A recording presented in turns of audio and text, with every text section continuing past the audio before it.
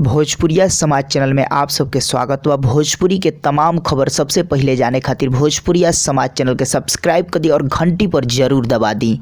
नमस्ते, प्रणाम और सबके पैर छू के प्रणाम करतनी। और काल यानी 30 तारीख के ग्राम बिथिनी, जिला रोहतास, हमारा अखिलेश बाबा के गाँव में, अखिलेश कश्यप जी के गाँव में काल हम आवत नहीं रहो सबके आशीर्वाद और प्यार लेवे खातिर। बहन के शादी बा हमनी के, बहन के शादी में हम सब कलाकार बस ओकरा के आशीर्वाद देवे खातिर, कुशल जिंदगी के दुआ करे खातिर हमनी के काल आवत नहीं जा। प्रोग्राम भी आदमी 1-2 घंटा जौन भी करे कोई तो कोशिश करी से तो वह सबके मनोरंजन भी करा दे।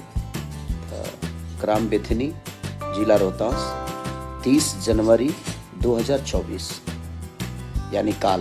तो हम आवत नहीं रहो सबके प्यार आशीर्वाद लेवे तो वो लोग ही नहीं, और अपन प्यार और आशीर्वाद वो बहन खाती बना के रखें और बहन के दी ताकि होकर जिंदगी ऐसे ही खुशहाल रहे। हमने के सब एक दूसरे के प्यार में हमेशा बना रही जाए। Love you.